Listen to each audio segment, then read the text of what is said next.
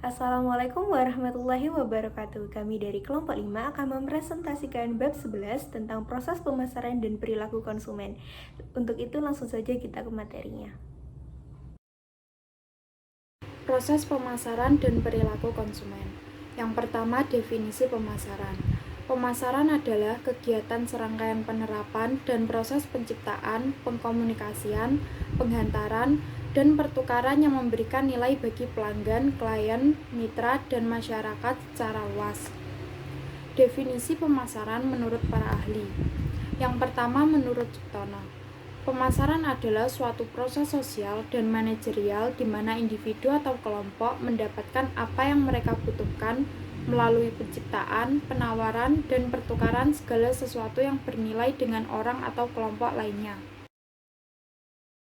Yang kedua, menurut H.T. Gito Sudarmo, pemasaran merupakan proses agar pengusaha dapat mempengaruhi konsumen agar mereka tertarik, senang, dan kemudian membeli dan akhirnya puas dengan produk yang dibelinya. Yang ketiga, menurut Hasan. Menurut Hasan, pemasaran merupakan proses identifikasi, membuat, dan juga menginformasikan nilai, serta menjaga hubungan yang memuaskan konsumen untuk memaksimalkan keuntungan perusahaan. Selanjutnya, menghantarkan nilai.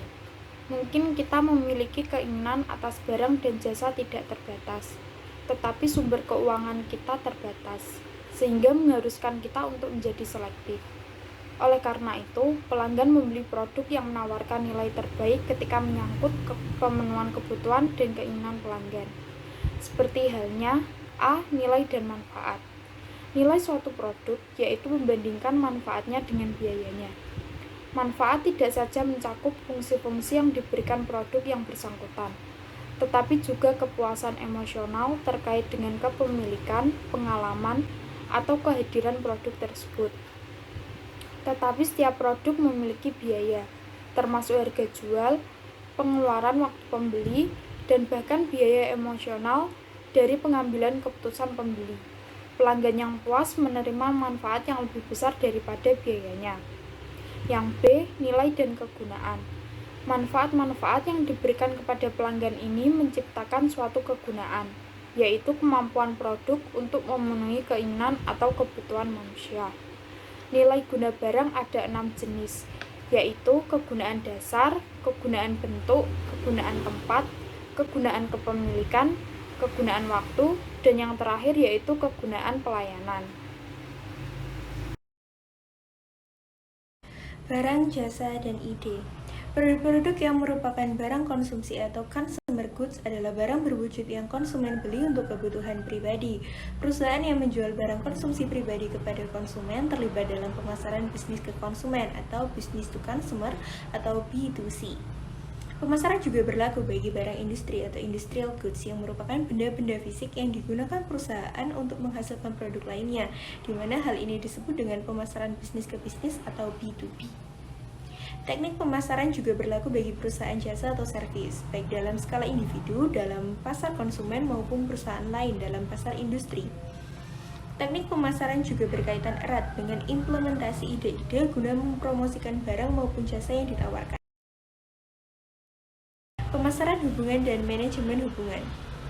Meskipun pemasaran seringkali berfokus pada transaksi tunggal atas suatu produk, jasa, atau ide yang ditawarkan, perlu diketahui bahwa pemasaran juga memiliki perspektif jangka panjang. Oleh karena itu, pemasaran hubungan atau relationship marketing adalah jenis pemasaran yang menekankan pemeliharaan hubungan yang berkelanjutan antara pelanggan dan juga pemasok. Hubungan yang lebih erat ini dapat menghasilkan kepuasan jangka panjang yang jauh lebih tinggi. Seperti halnya bidang pemasaran, cara pemasar membangun hubungan dengan konsumen juga telah berubah dengan sangat pesat. Manajemen hubungan pelanggan atau Customer Relationship Management atau CRM adalah metode sistematis yang digunakan oleh suatu perusahaan untuk membangun hubungan informasi yang jauh lebih baik dengan kliennya, sehingga manajer bisa mengembangkan hubungan perusahaan dan klien yang lebih kuat. Kekuatan komunikasi juga sangat penting guna memperkuat manajemen dalam mengakomodasi tanggung jawab ini. Dalam hal ini, terdapat hal yang perlu diperhatikan. Yang pertama yaitu pengumpulan dan penyimpanan data pelanggan, disebut dengan pergudangan data atau data warehousing, menyediakan bahan informasi mentah untuk dipilih oleh seorang pemasar guna memungkinkan mereka mencari dan mengenali pelanggannya. Yang kedua yaitu ada penggalian data atau data mining, yaitu mengotomatisasi analisis data yang besar melalui penggunaan komputer. Lingkungan pemasaran rencana dan strategi pemasaran. Hal ini dipengaruhi kuat oleh kekuatan eksternal. Berikut lingkungan yang mempengaruhinya. Yang pertama ada lingkungan politik hukum atau political legal environment. Baik dalam lingkungan global ataupun domestik, politik memiliki dampak mendalam dalam pemasaran. Misalnya undang-undang lingkungan yang digunakan untuk menentukan nasib keseluruhan industri. Yang kedua ada lingkungan sosio-budaya atau socio-cultural environment. Perubahan nilai sosial memaksa perusahaan untuk mengembangkan dan mendorong kehadiran produk baru. Perkembangan tren yang terjadi mencerminkan nilai, keyakinan, dan gagasan yang perlu diperhatikan perusahaan guna menciptakan pasar masyarakat. Yang ketiga yaitu ada lingkungan teknologi atau technological environment. Produk baru membuat produk lama ketinggalan zaman, dan banyak produk mengubah nilai sekaligus gaya hidup kita. Perubahan gaya hidup seringkali mendorong munculnya produk-produk baru. Yang keempat ada lingkungan ekonomi atau economic environment. Lingkungan ini menentukan pola belanja, bisnis, dan pemerintah, baik rencana pemasaran atas tawaran produk, harga, dan strategi promosi. Yang kelima ada lingkungan persaingan atau competitive environment. Pemasar harus meyakinkan pembeli bahwa mereka sebaiknya membeli salah satu produk dari perusahaan mereka ketimbang dari perusahaan pesaing yang ada. Untuk mempromosikan produk secara efektif, pemasar harus memahami 3 persaingan berikut. Yang pertama yaitu produk substitusi atau substitutive product. Mungkin tidak mirip atau terlihat berbeda satu sama lain, tetapi mengisi kebutuhan yang sama. Yang kedua yaitu persaingan merek atau brand competition. Terjadi antara produk-produk yang serupa dan didasarkan pada persepsi pembeli atas manfaat produk yang ditawarkan oleh suatu perusahaan. Yang ketiga yaitu persaingan internasional atau international competition, menyandingkan produk pemasar domestik dengan pesaing luar negeri. Intensitas persaingan internasional makin menguat oleh pembentukan persekutuan negara-negara yang ada. Mengembangkan rencana pemasaran. Rencana pemasaran atau marketing plan mengidentifikasikan tujuan pemasaran dengan memuat apa yang harus dicapai pemasaran di masa yang akan datang. Rencana tersebut memuat suatu rincian strategi yang digunakan untuk pemenuhan kebutuhan dan keinginan konsumen dalam target pasar yang ditetapkan oleh perusahaan. Setiap rencana pemasaran yang telah dirancang dengan baik diawali dengan penetapan tujuan atau sasaran dalam berbagai tahapan. Tujuan pemasaran atau marketing objectives merupakan landasan yang memandu seluruh detail kegiatan dalam rencana tersebut. Namun, tujuan pemasaran tersebut hanya ada untuk mendukung misi bisnis perusahaan secara umum dan biasanya fokus pada mempertahankan atau memperbaiki posisi persaingan perusahaan di masa mendatang dalam pasar yang telah ditetapkan oleh perusahaan. Selanjutnya adalah merencanakan bauran pemasaran. Strategi pemasaran atau marketing strategi mengidentifikasikan program pemasaran terencana, yaitu seluruh kegiatan pemasaran yang akan digunakan bisnis untuk mencapai tujuan pemasaran serta kapan kegiatan-kegiatan tersebut dilaksanakan. Apabila rencana kegiatan tidak dapat terlaksana, maka diperlukan adanya penyesuaian kembali kegiatan atau tujuan pemasaran sehingga rencana yang lebih realistis dapat dihasilkan. Perencanaan pemasaran merupakan proses yang berkelanjutan sehingga dapat diperbaiki secara terus-menerus melalui pengalaman dan pembelajaran di masa lampau. Manajer pemasaran atau marketing manager adalah orang-orang yang memiliki tanggung jawab dalam merencanakan, mengorganisasikan, mengarahkan, dan mengendalikan sumber daya pemasaran perusahaan untuk mendukung dan mencapai misi perusahaan. Untuk memenuhi tanggung jawabnya, manajer pemasaran menggunakan pemetaan strategi, perencanaan, dan melaksanakan kegiatan yang menghasilkan perpindahan barang dan jasa ke tangan konsumen. Dalam merencanakan dan melaksanakan strategi, manajer pemasaran mengembangkan 4 komponen dasar dari bauran pemasaran yang digunakan untuk memuaskan ke konsumen dalam target pasar. Yang pertama yaitu produk. Produk merupakan suatu barang, jasa, dan gagasan yang dirancang untuk memenuhi kebutuhan konsumen. Yang menjadi tantangan bagi para pemasar adalah penciptaan dan pengembangan produk baru yang harus mempertimbangkan faktor perkembangan teknologi, perubahan selera konsumen, dan perubahan kondisi ekonomi. Yang kedua yaitu penetapan harga. Penetapan harga atau pricing suatu produk memerlukan sebuah trik khusus dalam pemilihan harga jual yang paling sesuai. Di satu sisi, harga harus mendukung biaya-biaya yang telah dikeluarkan, dan di satu sisi pula, harga tidak bisa terlalu tinggi karena konsumen dapat berpaling ke produk-produk pesaing. Penetapan harga yang sesuai yaitu mencari titik tengah antara kedua sisi tersebut. Yang ketiga yaitu tempat atau distribusi. Dalam bauran pemasaran, tempat merupakan bagian yang mempertimbangkan cara untuk menghantarkan produk dari produsen ke konsumen. Menempatkan produk di tempat yang sesuai membutuhkan keputusan mengenai beberapa kegiatan yang berhubungan dengan perpindahan produk dari produsen ke konsumen. Selanjutnya yang keempat adalah promosi. Promosi merupakan salah satu komponen bauran pemasaran yang paling menonjol, di mana hal ini dimaksudkan agar produk yang dihasilkan dapat dikenal luas oleh masyarakat sebagai calon konsumen. Beberapa bentuk dari promosi adalah yang pertama iklan. Iklan bertujuan untuk menarik minat atau memberikan informasi kepada calon pembeli mengenai suatu produk. Selanjutnya, penjualan personal. Umumnya, produk yang paling banyak dipromosikan dalam penjualan personal adalah barang-barang industri. Selanjutnya, promosi penjualan. Promosi penjualan kerap memasarkan produk-produk yang harganya relatif murah yang biasanya dilakukan dengan bujukan langsung kepada pembeli.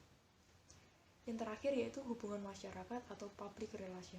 Hubungan masyarakat merupakan semua bentuk komunikasi yang bertujuan untuk membangun citra baik sebuah perusahaan yang berguna untuk membangun sikap atau pandangan positif terhadap organisasi dan produknya.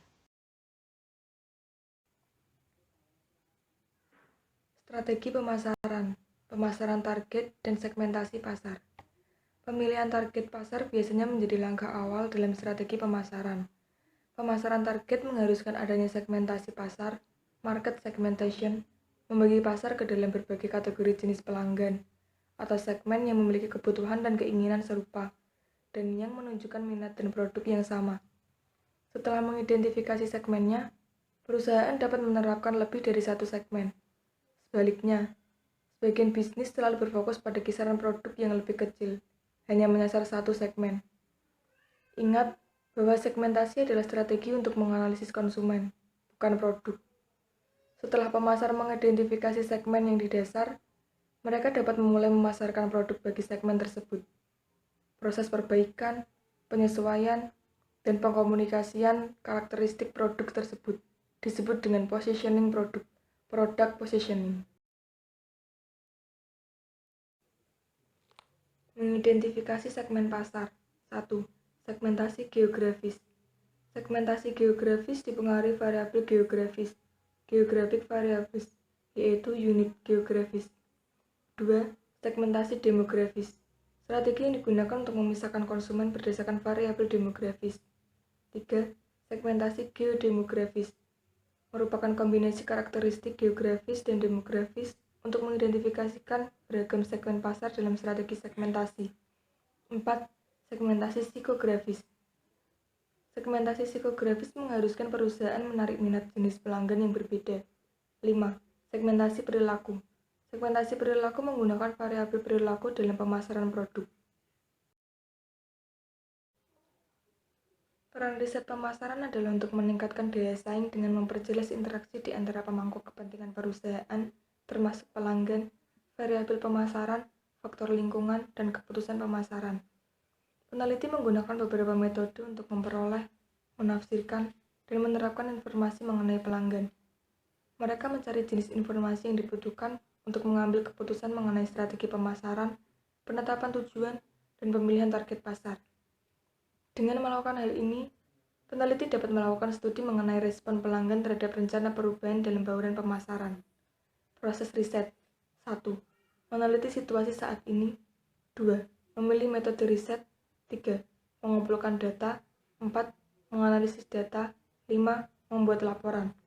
Metode riset. 1. Observasi. 2 survei, 3 kelompok fokus, 4 eksperimen. Memahami perilaku konsumen. Perilaku konsumen adalah sebuah studi psikologis yang mempelajari perilaku individu atau organisasi terhadap sebuah produk, barang, atau jasa. Secara mudah bisa dikatakan bahwa perilaku konsumen adalah segala hal yang mendasari konsumen untuk membuat keputusan apakah dia akan membeli suatu produk atau tidak. Pengaruh-pengaruh pada perilaku konsumen. Memahami perilaku konsumen, pemasar sangat bergantung pada bidang-bidang seperti psikologi dan sosiologi. Hasilnya, terdapat faktor-faktor yang menjadi pengaruh utama pada perilaku konsumen, yaitu yang pertama, pengaruh psikologis atau psychological influence. Mencakup motivasi, persepsi, kemampuan belajar, dan sikap seseorang. Yang kedua, pengaruh pribadi atau personal influence. Mencakup gaya hidup, kepribadian, dan status ekonomi. Yang ketiga, pengaruh sosial atau social influence. Mencakup keluarga, pemimpin opini, dan kelompok referensi lain.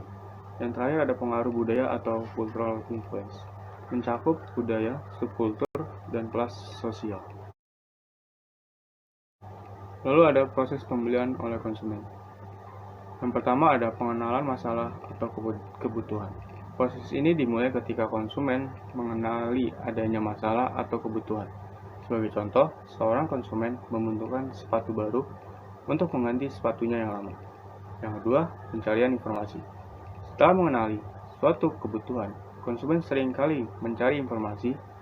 Pencarian ini tidak dilakukan secara ekstensif, contohnya mencari toko, jenis sepatu, dan harga sepatu.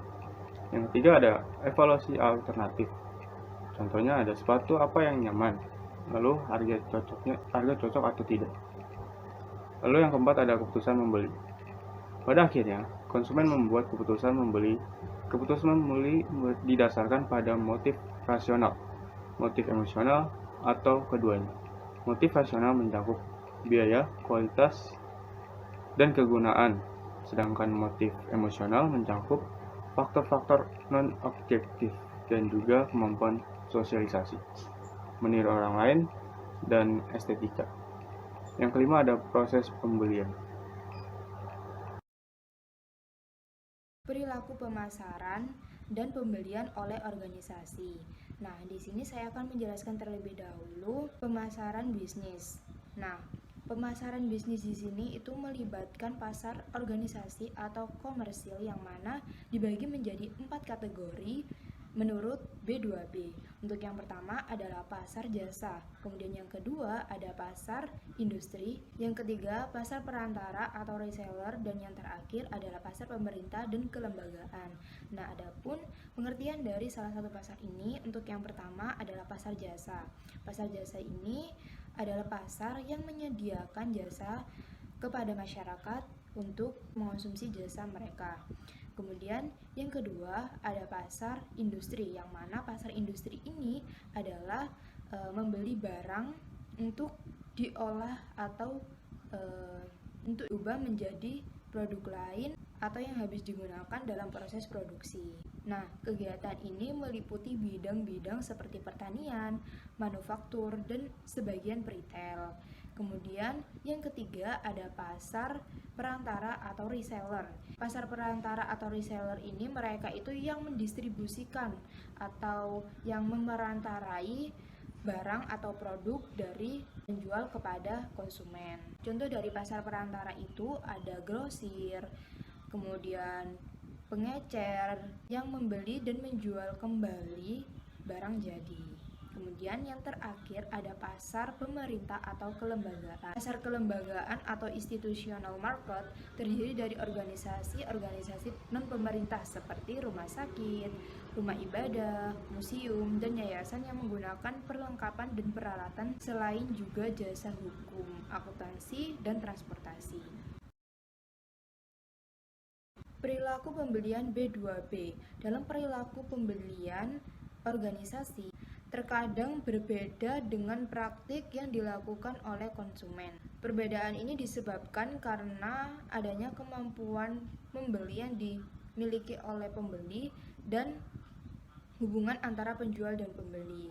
Nah, biasanya pembelian organisasi itu melakukan pembelian dalam jumlah yang besar, dan adapun Orang-orang dari pembeli organisasi itu biasanya adalah dari kalangan orang yang profesional, ahli, kemudian yang memiliki informasi yang baik. Adapun karakteristik dari pembeli B2B yaitu yang pertama, pembeli industri membeli dalam jumlah yang besar. Atas alasan ini dan dengan besarnya uang yang dipertaruhkan, pembeli seringkali merupakan para ahli mengenai produk yang mereka beli. Kemudian yang kedua, sebagai profesional pembeli B2B terlatih dalam metode negosiasi. Jadi pembeli B2B itu terlatih untuk melakukan negosiasi atau tawar-menawar tentang ketentuan pembelian. Begitu kesepakatan pembeli dan penjual telah tercapai, mereka juga membuat kontrak formal. Kemudian yang ketiga adalah sebagai aturan umum. Maksudnya, pembeli industri adalah para pakar perusahaan dan memang memahami tentang baik produk yang dibeli. Karakteristik atau kualitasnya mereka tahu mana yang baik. Kemudian perbedaan dalam hubungan pembeli-penjual. Situasi B2B seringkali melibatkan hubungan pembeli-penjual yang sering dan berjangka panjang. Perkembangan suatu hubungan jangka panjang memberikan akses bagi kedua belah pihak untuk mengetahui kelebihan teknis dan juga rasa aman karena mengetahui dengan pasti masa depan bisnis kedua pihak. Jadi, seorang pembeli dan pemasok bisa saja membentuk satu tim desain untuk merancang produk yang dapat memberikan manfaat bagi kedua belah pihak. Oleh karena itu, penjual industri menekankan penjualan personal oleh tetangga penjualan terlatih yang memahami kebutuhan setiap pelanggan atau konsumen. Media sosial dan pemasaran. Jejaring sosial atau social networking yang digunakan oleh pemasar saat ini berbentuk komunikasi yang mengalir antara orang-orang dan organisasi yang berinteraksi melalui sarana daring. Media jejaring sosial atau social networking media adalah situs web atau saluran akses seperti Facebook, Twitter, LinkedIn, dan YouTube. Pemasaran viral dan jejaring sosial. Pemasaran viral atau viral marketing adalah bentuk pemasaran yang mengandalkan jejaring sosial dan internet untuk menyebarkan informasi. Tujuan pemasarannya adalah meningkatkan kesadaran merek, mempromosikan ide-ide produk baru, atau untuk mendorong rasa antusiasme sehingga dapat merangsang penjualan. Dengan menggunakan beragam format jejaring sosial, pemasar mendorong calon pelanggan untuk mencoba produk dan memberitahukan orang lain mengenai produk tersebut. Lalu ada pendapatan berbasis web dengan jejaring sosial. Meskipun banyak perusahaan produk konsumsi terkemuka sudah memiliki laman Facebook sendiri, bisnis kecil pun menggunakan saluran media sosial untuk menambah pendapatan dengan cara berjejaring dengan pelanggan di target pasarnya. Seberapa efektifkah media ini? Pemasaran viral dan jejaring sosial dapat menciptakan kesadaran konsumen secara lebih cepat dan dengan jangkauan lebih luas ketimbang pesan melalui media tradisional dan dengan biaya yang lebih murah. Ada dua alasan yang mendasari hal ini. Pertama, orang-orang mengandalkan internet untuk mencari informasi yang dahulu biasa diperoleh dari koran, majalah, dan televisi. Namun yang sama pentingnya adalah elemen interaktif itu sendiri. Pelanggan ikut serta dalam proses penyebaran berita dengan menyampaikan kembali informasi dan mencari informasi dari pengguna jejaring yang lainnya.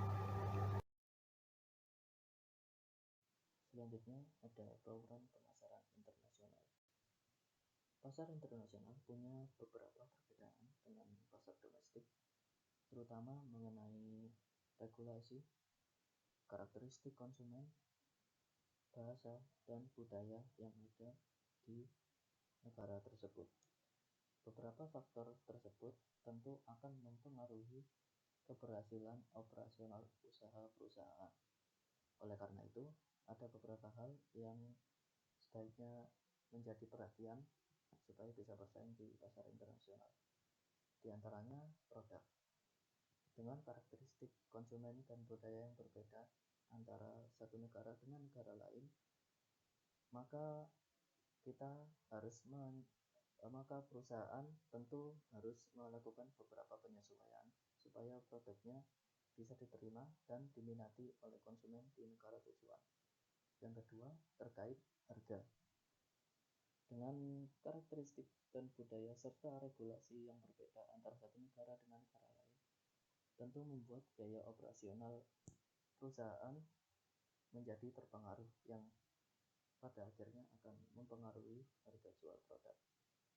Oleh karena itu, diperlukan perencanaan produksi dan strategi promosi yang baik supaya biaya yang dikeluarkan bisa efisien dan operasional atau kegiatan usaha perusahaan bisa berjalan dengan efektif. Yang ketiga, ada tempat usaha. Pemilihan tempat usaha yang tepat tentu bisa menjadi keuntungan bagi perusahaan supaya tempat usaha tersebut mudah dijangkau oleh konsumen dan akhirnya membuat potensi pasar yang terserap bisa lebih maksimal. Hal ini menjadi semakin penting bagi perusahaan barang dan perusahaan dagang karena hal ini tentu bisa mempengaruhi penjualan dan alur distribusi produk supaya bisa efisien. Dan yang keempat, ada strategi promosi dan penjualan. Diperlukan riset yang mendalam sebelum memasuki suatu negara supaya bisa menemukan strategi yang cocok untuk menarik minat konsumen di negara tersebut. Hal ini menjadi semakin krusial jika memang ada pesaing yang sudah punya nama sehingga perusahaan perlu memperhitungkan segala faktor untuk tetap bertahan di tengah persaingan. Namun beberapa hal tersebut pada akhirnya kembali lagi ditentukan oleh model bisnis serta kondisi yang dihadapi oleh setiap perusahaan. Karena antar satu perusahaan dengan perusahaan yang lain tentu punya permasalahan dan tantangan sendiri-sendiri, terutama perusahaan barang dengan perusahaan jasa.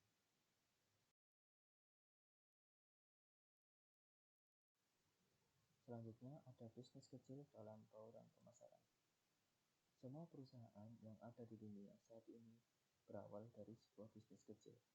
Tetapi salah satu faktor utama kenapa mereka bisa berkembang dan bertransformasi menjadi perusahaan yang lebih besar adalah karena pemahaman mereka terhadap produk yang mereka jual, serta pemahaman tentang konsep permasalahan dengan benar, sehingga mereka mampu menganalisa dan memaksimalkan potensi pasar yang ada. Produk yang sebaiknya dijual oleh bisnis kecil merupakan produk yang akan masih terus-menerus dibutuhkan dalam jangka waktu lama, sehingga potensi pasar itu tetap ada dan mereka bisa bertahan di tengah persaingan. Selain itu, bisnis kecil juga harus memfokuskan diri atau berorientasi pada kualitas layanan yang diberikan. Hal ini agar para pelanggan yang sudah mereka dapatkan tidak berpaling ke perusahaan lain dan mendapatkan pengalaman terbaik untuk tetap menggunakan produk atau jasa perusahaan kecil tersebut. Sedangkan dalam masalah harga, perusahaan kecil atau bisnis kecil itu sebaiknya menjual harga kalau bisa lebih murah daripada pesaingnya. Tetapi yang harus diingat bahwa harga jual yang ditetapkan itu tidak boleh kurang dari biaya operasional yang sudah dikeluarkan supaya mereka tidak merugi. Lalu dalam hal distribusi, perusahaan kecil seharusnya bisa memenuhi permintaan pelanggan secara lebih baik karena jangkauan pasar mereka belum terlalu luas, sehingga mereka bisa memfokuskan diri pada distribusi barang yang lebih optimal untuk menjaga kepercayaan pelanggan. Terakhir, dalam hal promosi dan penjualan, bisnis kecil harus bisa menekan biaya promosi dan penjualan karena modal yang mereka miliki tidak terlalu besar, sehingga mereka harus jeli dalam melihat dan memanfaatkan setiap peluang yang dimiliki untuk mempromosikan produk mereka pada masyarakat umum.